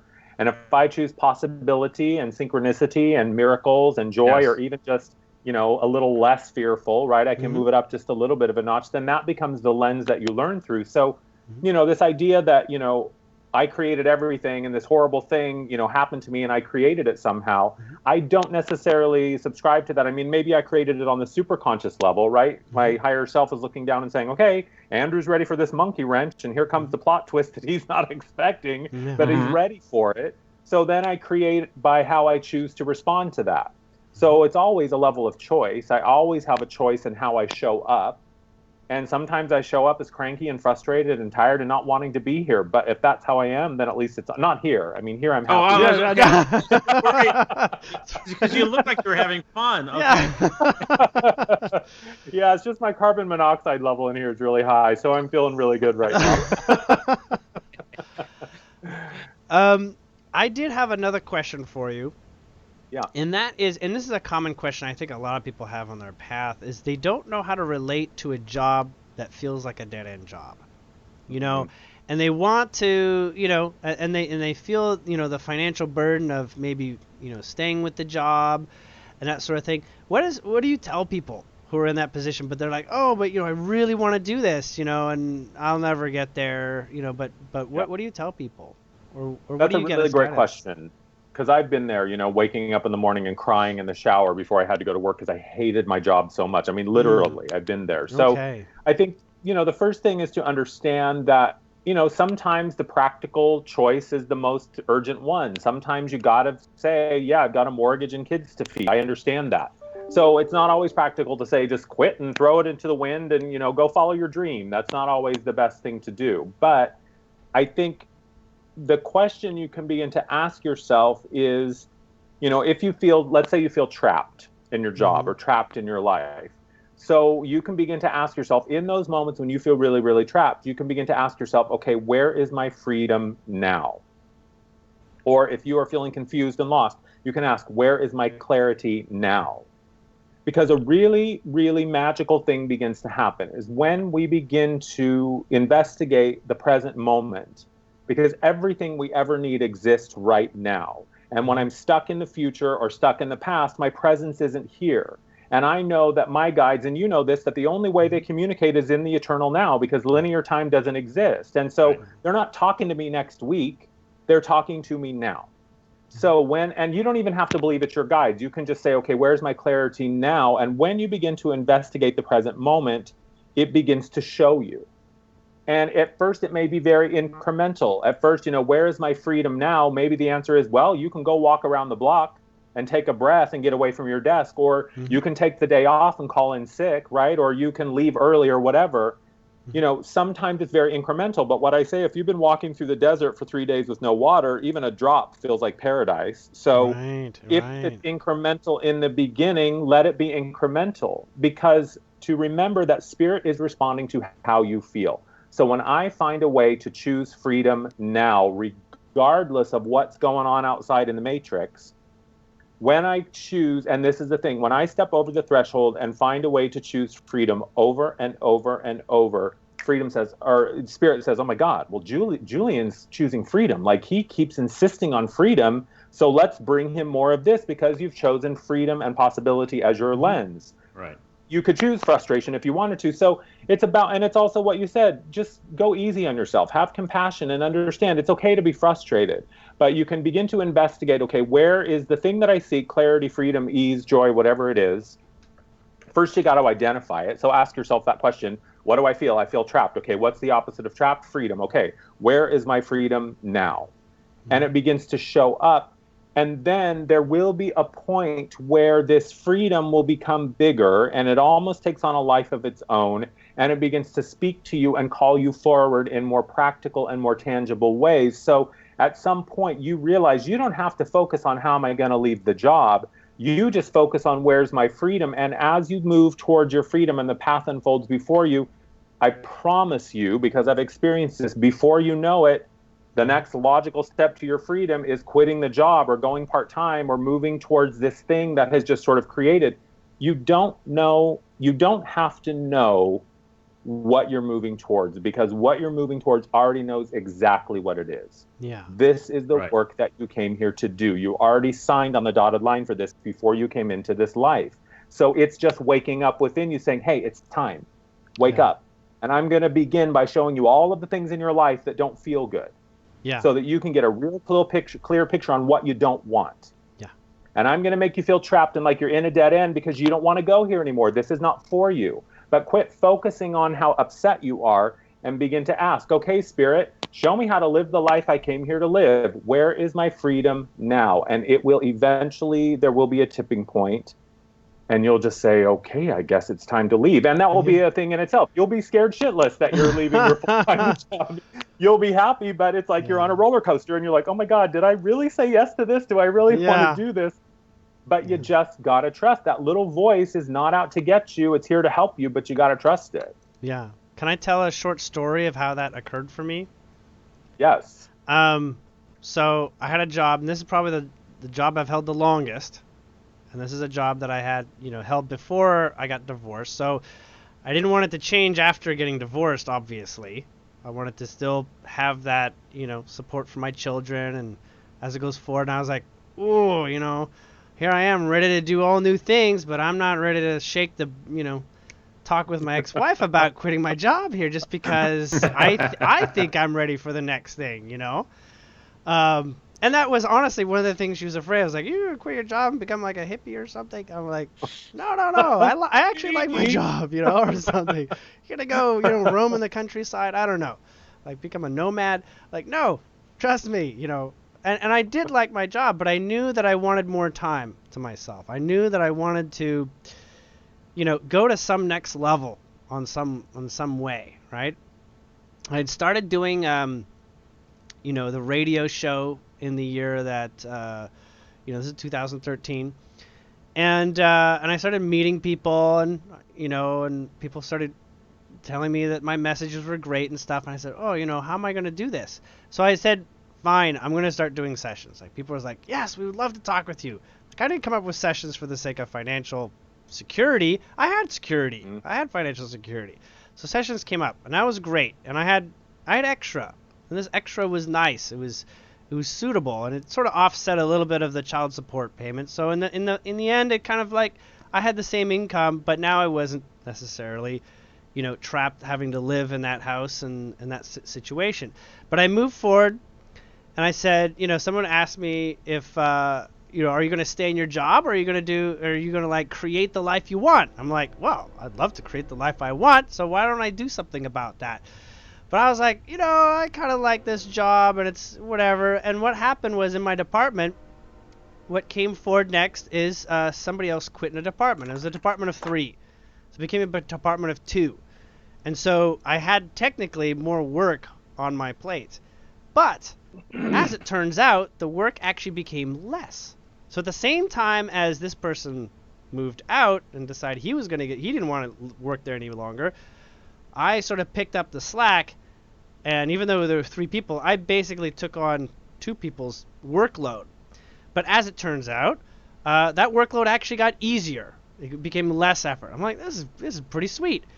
And then it became, I'm moving in with my my new wife, and I want more time, at home in this new family. And that's when my car got taken away. It was kind of like, nope, you're not supposed to go to work. I'm like, come on, this is challenging. And it was over, several months. I'd have a car, it'd be taken away, and it'd be taken away over and over. And I can't get a break, cars getting stolen out of my parking space at my apartment, and it's considered a total loss. It's not like I lost money, I get the money from insurance. And then I said, maybe there's got to be some way of working from home. I know some people, they work from home here and there. And the company was like, no. We don't work from home. But in the month later after that, this company gets acquired by a much larger company. It becomes all corporatized. Mm-hmm. We get bought out by a big company. And as it happens, this company also wants everybody in this building to move to another location. And that other location was much closer to home, right? Like, the commute, if I were taking the bus, is not that bad anymore. It was terrible. It was really, really long commute. So I was like, okay, it's getting a little easier, to not have a car, but it was still a stopgap. It wasn't really, what I was looking for. And I wasn't that I was trying to quit my job. I never said I want to quit my job. I never, ever said that. I was like, I got a sweet job. I get paid for little effort in a way, right? And who doesn't like that? But yeah. I was getting bored at the office space. I was literally getting bored. I'm like, I just can't, I'm sitting here. All I want to do is be on Facebook and read spiritual articles and all this. All I want to do is be with my family. And so we moved to this new building. I mean, it's talked about and then eventually happens. Moved to this new building. And my anxiety affects me needing to go to the washroom. Basically, I have, IBS. If my anxiety's up, I have that. And I've been, taking medication for that and that sort of thing. Even though technically I was in the best health of my life. Like, I didn't really need the pills. I didn't need to take the medication. Went from 11 bathrooms to a 4-bathroom building. And they combined multiple offices into this building. So it was actually more people for less building. And over a couple of months, I was like seriously being shown, you know what? I have to basically say I can't work in this building. There's not enough bathrooms for me. The stalls are busy when I need them, this sort of thing. And it came down to, my argument is rock solid. Like, I can't do this. And as Yeah. it turns out, 2 days before that, everybody's getting new computers and they're getting laptops. And everybody has an ability, if you got to take a meeting from home, to call in, from home and work from home. Literally 2 days, I'm like, this is the last side. All I needed was a laptop. All I needed was to be able to take my computer home. I go to both my bosses. I go to my manager and my manager's manager. And I said, you've known me for a long time. I do a really good job. No reason to distrust me. But honestly, I said, I can't do this. I cannot work here. I can't handle the situation with the bathrooms. It's just stressing me out, and I'm afraid for my health. And I said, okay, just make sure you check in, and that's it. From that moment forward, I work from home, have the work laptop, and it's like, could it be better? I'm sure there's stages that's going to get better, but in this way, it's like I have a whole new sense of freedom for myself. Yeah. I have a whole new sense of Right. having this ability to have exactly what I wanted. And I really didn't know how it was going to take place. I really did not know how I was going to get what I wanted. And it just... Exactly. And I realized, when I talk with my guys, it was like pulling teeth with you. You never listen to the signs, You could have done this like a year ago, And I was like, oh, great. Well, thanks a lot. For you to listen. I'm like, oh, what does it take? So I was like, we know that you move a bit slow, and so we're going to hook you up with this lady who moves very quickly, and, you should listen to her. She moves very quickly. Don's aware of my wife Crystal, and she's that spark, right? Get a little fire. She is that spark. Get that little fire into your butt. You could be going a lot faster than this, Julian, and so as it suits. That's funny. I know we're going past the time that I said we wanted to. Are you good for another 10 minutes, maybe, or something like that? Good. Yeah. Let's keep going. If you're good, I am. Okay. Well, I didn't have any other subjects to bring up. I drilled Andrew on my questions that I brought. Don, did you have anything else that you wanted to... No, I think we covered. I'm just curious if maybe the Pleiadians have something to add, or the council has something to add. That's true. I actually did not plan for the Pleiadians, because the Pleiadians are so nice, they wouldn't impose that I need to make space for them. But if they're invited, they But if you're gonna mention them, it's like like a rabbit perks up out of the bushes, like, yes, like, we're there. We can. We're totally ready if you want to go for it. And I know a lot of people that listen in. They're willing to listen to us for an hour and a half to get 10 or 15 minutes in with the Pleiadians. So sure. they're patient too. So we're just the opening act for the Pleiadians, basically. Yeah, the Pleiadian exactly. after show. Yeah. Now the Rolling Stones. Here we go. That's awesome. So they're eager to actually mention a couple things to you, Andrew, and ask you a couple questions. So give me just a minute. They're getting a bit organized. They kind of jumped out of their chairs and okay, we rehearsed this. We got some things we were going to bring up. Who has the PowerPoint? Yeah, who has the PowerPoint? Where is that? Yeah, they should be used to me doing that to them from now on. Well, they are, and so they're actually much more prepared than it would seem otherwise that they wouldn't. Okay. It's funny. We have 3 individuals that are hoping that we can fit them in, and the first one is going by a very human name, and this human name is Diana, and this happens to be because this Pleiadian loved everything about Princess Diana and really, connects with the Diana sort of archetype and energy. And she would be what I would consider like a 16-year-old girl, right? So she's very young for a Pleiadian, though she says she's actually more like 80 years old in our way of putting it. But she's got that level of 16-year-old maturity in her. She's saying that she actually, she's saying she knew about your channel before, your YouTube channel, long before I came across it. She did not pull any strings to get me to hook up this way. She knew it was an eventuality. But she did have a couple things that she's noticed, and she was going to ask you about. she wants to say thank you, obviously, for this time. This is really a very special moment for her because normally this connection doesn't get to happen so easily. Yeah. She's saying you're probably familiar with the process of identifying energy in the form of the four elements: fire, water, earth, and air.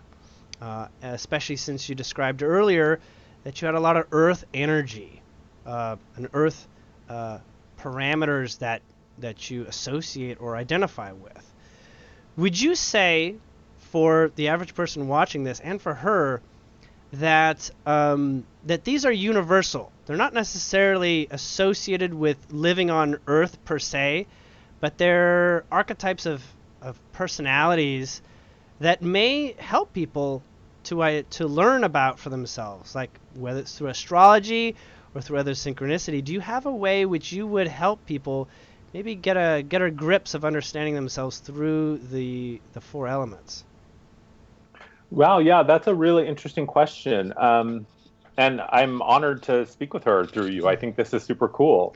Yeah, I think that, the four elements are archetypes for energies, right? And a lot of times when I'm doing energy work with clients, I have these dragon energies that I work with, and they're elemental dragons. So there's fire, water, earth, and air, and then a spirit dragon. And so they come in, and I call them in if I think, someone needs to be grounded, or someone needs to, get sort of their feet on the ground, so to speak. And, I think earth is really also about completing the circuit. So if you're very up there and perhaps the air energy, and you're very thoughtful, and perhaps you have a lot of intuitive ability and you really receive high level information, if you're not balancing that with grounding that into your practical real world life, so to speak, you can sometimes be a little imbalanced. Mm-hmm. So I think I always think of air as thought and as innovation, as intuition, as sort of the non-physical. Water, I think, is very emotional. And if you are imbalanced in your emotions, or perhaps aren't accessing your emotions, you could use that water energy to come in and sort of allow you to access. Like personally, I don't have a lot of water in my chart. So astrologically, water energy is helpful for me to use to get into touch with my emotions. And like what you were talking about with your wife, fire energy, she comes in and she's a transformer. She's a catalyst. She's the spark that's going to start the fire of change and transformation. And, if you look at nature, and fire serves a purpose to the dead wood in the forest.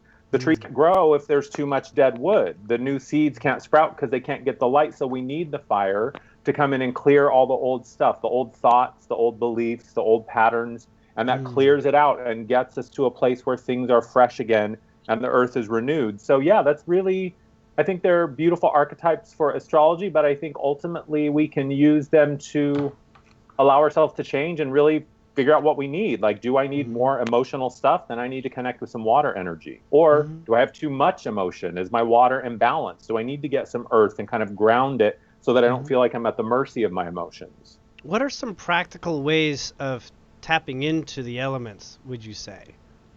I think one of the most practical is earthing, and I do this a lot if I've been working with a lot of clients and I have a lot of energy that I haven't really been able to balance. I'll go get bare feet in the dirt, butt on the ground, get my feet in the, the earth or in the sand. Or if I need to sort of clear some emotion or get in touch with emotion, I'll go put my feet in the ocean or the lake or the water. Taking a bath is a really good way to just immerse myself in the emotional, the sort of the comfort of water. You can do like a fire ceremony if you need to fire yourself up, light candles, and you can just really move and just get that energy going. So I think if you just sort of tune in to your level of emotion and sort of feel like what you need and just sort of equate with, okay, what will the elements serve me? Do I feel like I'm really flighty and spacey? Maybe I need earth. Does that answer her question? Yeah, it does. She's in a place where earthing is not the same as she is on a ship. Yeah. And oftentimes, without having a planet to be associated with, this idea of getting grounded is something that they struggle with, actually. Oh. They have a lot of emotional context. They have a lot of, their thoughts can be very flighty, can cross a lot of dimensions of thought easily. and they're constantly transforming themselves and reinventing themselves as they're all trying to sprout their personal identity amongst each other. In a society where telepathic thought is so common, it's hard to be a unique form of genuine within that. But you're always received as genuine because it's unavoidable. It's like you see right through. So in grounding, it's ironic that she says that they ground in observing humans, as humans live a more dense reality, more lots of things packed together and create something you would call an experience, versus for them, they might only enjoy it in a thought form and not actually take action with it. So they practice taking more action if they can. I wonder if perhaps, if they're watching Earth and observing us from their ship and from their perspective, I'm wondering if they can perhaps consciously connect with Gaia, the spirit of the planet, and ask her for, let me feel some Earth energy, let me feel some grounding energy. Can I connect to you energetically to feel the experience of being grounded? Because that's what I do when I go and sit in the park. I consciously ask Gaia, can I please connect? And I root in either through the root chakra or imagine roots growing out of my feet. And I just say, take this excess light energy from me that I don't need, and let's complete the circuit. So it's just a thought that perhaps they can, create a conscious relationship with Gaia and see if she'd let them do that. That's excellent. She's saying that there is a crystalline sort of artificial intelligence that can channel Gaia, and that she would maybe spend more time with it. It's like a crystal the size of a human. That's cool. She has another question. Yeah. She says and this is maybe a question for humans in general, so maybe Dawn can answer this question too. When two people find themselves in this way that they wish to spend much of their life going together and going forward, and yet they're not certain if the romantic level of experience is involved in that, how can they learn how to identify whether romance or physical attraction is in their destiny, and if they are in alignment with what that might become before the becoming, before they merge into a relationship? In another way of saying is that, how do you know if a boyfriend or girlfriend is the one? Wow, that's a big question. $64,000 question there.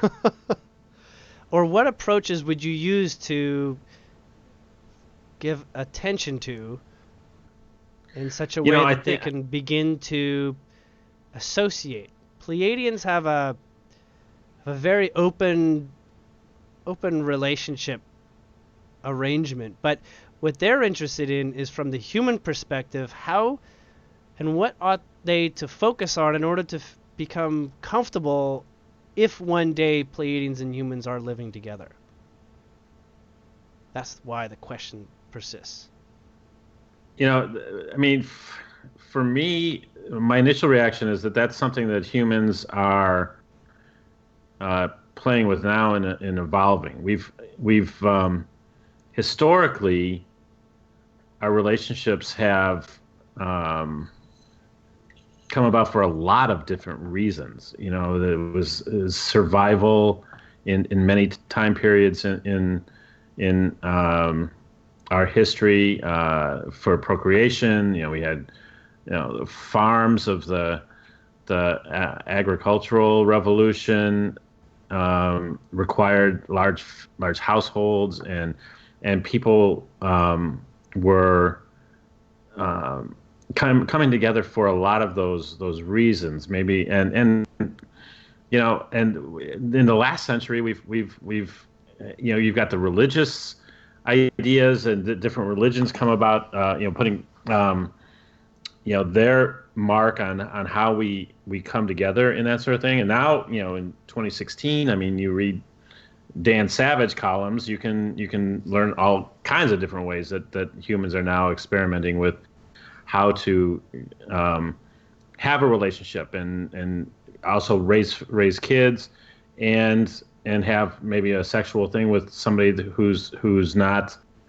a spouse. So I think that's a kind of an evolving thing right now for humans. So it'll be interesting to see as we awaken how those questions are going to be answered. I don't know how it's going to react with. It is one of the questions that Diana identifies that the Pleiadians have a lot of trepidation in crossing the threshold of Pleiadian human relationships, even though it's not necessarily soon. It is a question where they want to not feel that they are violating a certain sovereignty of a human by having certain expectations.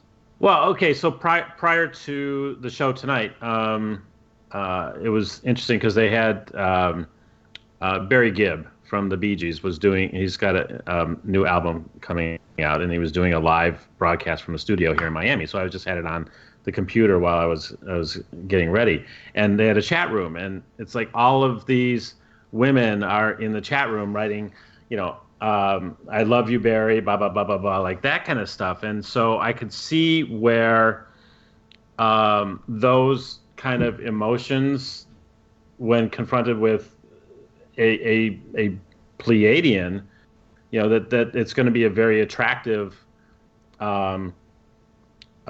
being to want to be around and that we don't have a lot of different ways of expressing that except to say I love you, I love you, I love you, and the whole Justin Bieber thing, that this girl screaming. You go all the way back to the Beatles; they were doing the same thing. That's I can see where that is kind of a place that could there's just a lot of question marks. I don't know, Andrew. How do you feel about that? Well, I think that the thing that I was just thinking of was I think it's sort of the theme, what we were talking about earlier is this idea of surrender. And you just trust that when you have and that's the tricky thing, right? That's the knife's edge that we walk, is understanding that I'm spiritual and infinite, but I'm here to have a human experience, and quite often allowing myself to be vulnerable and to trust another person with my emotions and to let the guard down. And how do I maintain my emotional safety while I'm also opening myself up to somebody who, and you experience this at some point, partnerships, no matter how strong and true they are, oftentimes they split and the two paths diverge. So I think it's you stay present in the moment and say, as long as our paths are parallel, let's enjoy it as much as we can and do our best to be honest and show up in the present moment, experience what we experience, to share truthfully and say, this is what I need, or this is what I require and I'm not getting it, or whatever. And you just kind of have to trust that you're going to walk the paths as parallel as long as they can. But at some point, that's the question is, do I say, well, at some point this may fall apart, so I'm just not going to have the experience at all? Or do I say the potential heartache or dissolution of a partnership, which could be very emotionally painful, is the 20 years of joy and partnership and wonderful, beautiful things that I get in that experience, is it worth it? And what do I learn from heartache and heartbreak? Or what do I learn from trusting someone who wasn't trustworthy? There's so many levels to it and I think that, Don, your point too, it's evolving. Yes. There is no one-size-fits-all relationship model anymore. It's really what feels right for you is what feels right for you, and it isn't going to necessarily be my definition. Right. They think they're thinking as a whole that this is probably a long-term ongoing conversation of exploring elements of it. Diana's stepping down. She wants to thank you. She does this sort of like, let them know our heart is really out there in appreciation. Beautiful. There is, and they're picking human names. There is a man named James. He would consider himself the kind of person that would express a desire to be very physically active on occasion, except the only way that he's observed that this physical action takes place to the extreme of his desires would be considered violence, like engaging in weaponry and whatnot. And he has attempted to go down the journey of making it a sacred experience like martial arts. Do either of you have any advice for other ways to sort of temper this, not an inner rage, but an inner desire for having strong physical exertions? Well, the first thing that comes to mind is that requires, I think, great discipline. I think that anything that allows you to tap into that primal, aggressive or rage-filled or violent or extreme expression of a physical self and physical body, allowing that to channel and hold that much energy and that high level, there's got to be a lot of discipline in place. And, martial arts is a perfect example. You start at the very beginning and it's very small and it's very deliberate, and then you build to the level where you are capable of engaging in combat or whatever, because you're disciplined and you've learned how to maintain that. Because I think there comes a point where that kind of energy has the potential to sort of possess you and begin to command you. And that's where we get into these problems with, rage episodes and people just sort of flying off the handle. So it feels to me, and even things like, skydiving or adrenaline sports or any of those really high risk things, they all require a lot of precaution and a lot of discipline, whether that's from, we're checking and double checking all of the clips and the pulleys and the ropes, or we're making sure that we're trained well, or we have our safety mechanisms in place. So I think that to me, that requires a lot of commitment. That requires a lot of commitment. If you're willing to say, yeah, I want the payoff of being able to engage this way, I think you've got to be willing to do the work to get to that point where you can say, yes, I'm capable of handling this intensity of emotion. Interestingly, a lot of the Pleiadians are thanking you for that answer on behalf of the Pleiadians having him around, since he is a very intense ex-soldier individual, and found a lot of time to himself, with very few people willing to participate with him, because of his nature is quite intense, especially for Pleiadians. He's doing sort of like the bow thing. I can feel his energy. It's really big. Yeah. He just is quite interested in channeling this energy somehow well. He feels that maybe he would engineer buildings in some world, though that's not a space for him at the moment. Currently his role is directly associated with security, securing certain environments for safety reasons.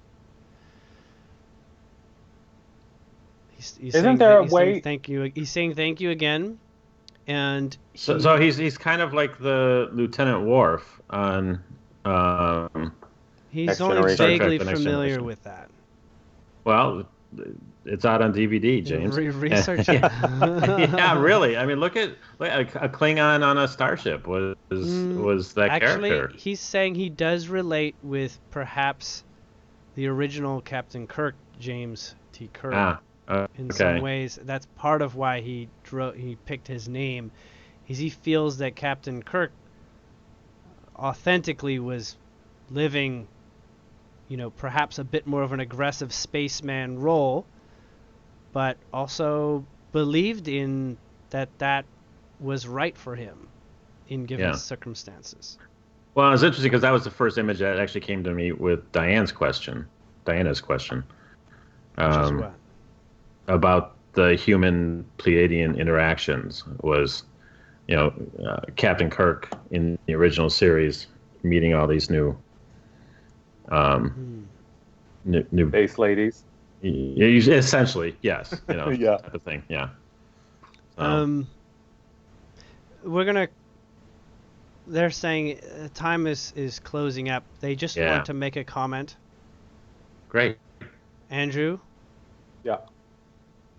they're going to ask me to leave comments on your channel on their behalf in the future Okay. to your videos. I love that. And as it suits, I'm sure you'll be able to respond here and there. But they really, Absolutely. really love you. Really. That's Oh awesome. God, they're hugging and squeezing me. Well, the feeling's mutual. I think it's amazing to be able to communicate with them this way. Gosh, I'm like, they adore you so much. They are so enamored with your offering to those around you, and your offering of your time to those around you, and your choice of how you meet people and how you relate with people, and in just that kind of respectful way, which is really moving in this time and age for people to a whole new level. I Well, feel thank you're very, you. very healthy. That's amazing. All right, they're all saying bye. Bye. Bye, guys. Thanks. Well, Okay. yeah. So we did go over our time, but I think that it was definitely worth it to talk to the Pleiadians. Yeah, that was cool. Good. I'm glad. Well, Andrew, thank you so much. It was so much fun, Absolutely. you guys. We have to do this again. I definitely had a definitely great time. Definitely. Yes. Would you like to share your contact information? Yes, The Lighted Ones, TheLightedOnes, thelightedones.com. Facebook is Facebook/The Lighted Ones. Instagram is The Lighted Ones. YouTube is The Lighted Ones. If people are interested in a reading, they can contact me directly on my website. There's a button right on the homepage that says book now. They can find out more about me there. My calendar is always accessed in real time, so whatever they see is the next available appointment. My email, they can contact me directly through the website as well. And I love doing what I do, and the YouTube is one of my favorite things to do. And I offer that at no cost because, I want to be able to share with as many people as possible, and I don't want money to be a reason that people can't access me. But if they feel like they want a one-on-one session, then I'm available for bookings. And then always donations too. If they say, hey, I love your work, I don't want a session, but I want to support you, I do have a donation button on my site too. Perfect. Perfect. And this will be posted on my YouTube channel, but it'll also be posted on my website, julianwells.com. And we'll send you the link And too, we'll Andrew, send you a link so you can share that. That'll be shared in Facebook as a link too. But again, thank you for the awesome evening. Thank you. It was And so thanks. much fun. Thanks for Look forward coming to in. many more. Thanks for everybody who participated in the chat room and was listening. And Andrew's groupies, we got to see some of their comments in here. They really love you. So Hi, everyone. So that's great. And more people want freak flags too. So we'll have to get. I think I'm on to a new business venture. I think so. I'm gonna start I putting think so. something together. Copyright that right away. Okay? Yeah, TM. All right. Signing out. Okay. Thank you, everyone. Thanks, guys. Bye-bye. Thanks, everyone.